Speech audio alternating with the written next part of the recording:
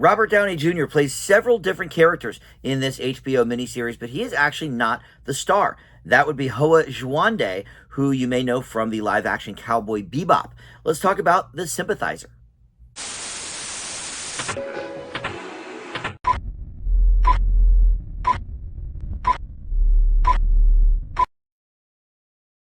Hey guys, Dan here. This is Dan Reviews It. Welcome to my TV review for the HBO miniseries The Sympathizer. You can see this now on Max. And like I mentioned, it features Robert Downey Jr. in several different roles, all with varying degrees of makeup. But they are all pretty much antagonist roles. So we look to the protagonist to see who the star is of this. And it is Hoa Juande. I did not see Cowboy Bebop, so I'm not familiar with him, but you may be more so. He is an Australian-born Vietnamese actor. And we're going to talk about this show here in just a second. But first, let me welcome you back to the channel. If you are one of my Dan Reviews It subscribers already, thank you so much for that. Always love having you guys return to the channel. But if you're not, please consider subscribing. Click that notification bell, or you can just like this video, comment below. All that stuff, of course, helps the channel out tremendously. And I certainly do appreciate it. All right, so this is 7 episodes long, and it is based on the book of the same name, a Pulitzer Prize-winning book.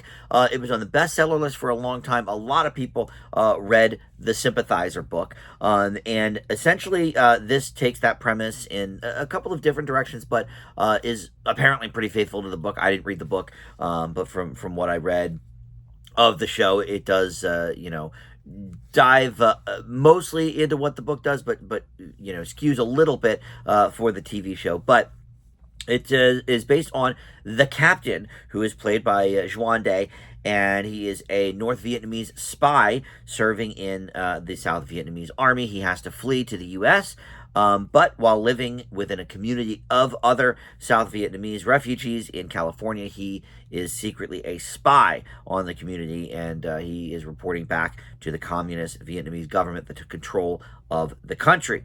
And he is having some issues through this miniseries between his, where his loyalties really lie, because he really likes his new country, but obviously feels,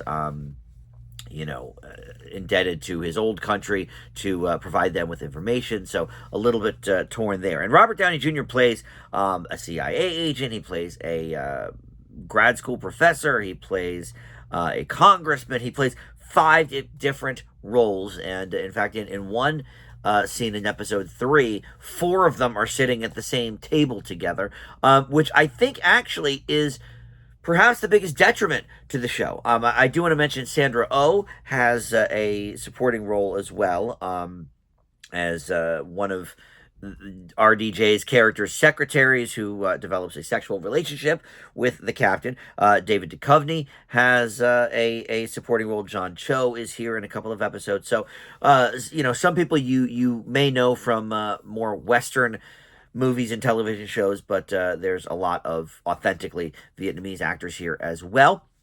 But anyway, so let's get back to the Robert Downey Jr. of it all. So this is an interesting show, and I really like the character of the captain. I love the portrayal. Again, I don't think I really know this guy Juande from anything else. I did not watch Cowboy Bebop, the live-action version. I know that was pretty popular on Netflix, but I think he's really great here. He really is.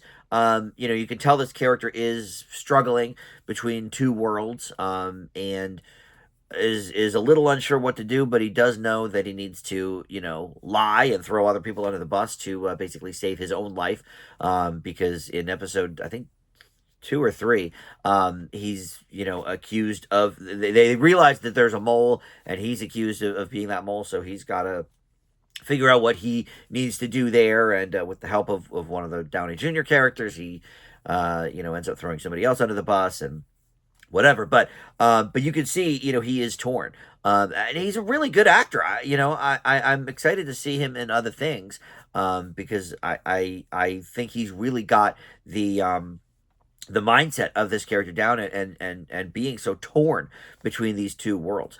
But Robert Downey Jr., look, he is great. In this first episode, his makeup, it makes him look like a Robert Duvall type, maybe, or whatever.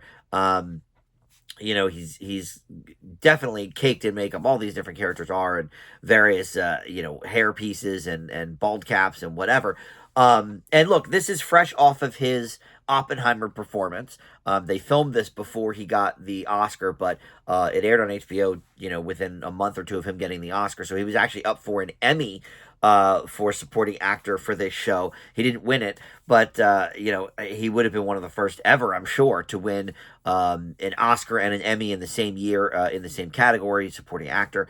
I'm sure it's been done before, but it would have been cool. But here's the problem: having so many Robert Downey Jr. characters in this thing um, gives it this odd sense of humor that I don't think lends itself to the story. Like, it's okay when it's sort of one on one. Although I must admit, it took me a second in the second episode when he showed up as one of the other. Because I didn't know he played several characters. When he showed up in the second episode, I was like, wait. And he didn't quite look the same, but I was just like, wait, this can't. He's in the States now. This can't be the same guy, from Vietnam. And sure enough, it wasn't. But it was just like, it was a little jarring. But okay, we can get past that. But the real problem was in this third episode where four of the Robert Downey Juniors are around the same table with the captain. They're having dinner or whatever. And they start like cutting each other off with their sentences and all of that. It veered into this like surreal, bizarre kind of comedy that I don't think this show is. Like, the tonal swing was very bizarre. And I don't know if that was what they were going for, or if they just wanted to showcase, here's Robert Downey Jr.'s talent. Like, yeah, we know he's talented, but like when I think about people doing various roles in the same scene, it's always comedy. I mean, well, I guess the Cray brothers in the Legend movie with Tom Hardy. There's an example, I guess, where it's not. But you think of, the Clumps with Eddie Murphy, or the old Patty Duke show, or Steve Urkel and Stefan Urkel. It's always, for the most part, been comedy. And so having these Downey Juniors in different makeups, bickering back and forth, it just was not within the theme of the rest of this show, and it threw me off. They're good performances. Robert Downey Jr., is really obviously, wanting to show us that these are all separate characters and he's all treating them differently, and that's awesome. But the way it was shot, it came off as a bizarrely surreal comedy, and I don't think this show is that. Other than that, there's not a ton of comedic moments. Yes, there is some sexual heat between the captain and the Sandra Oh character, and there's some humor there.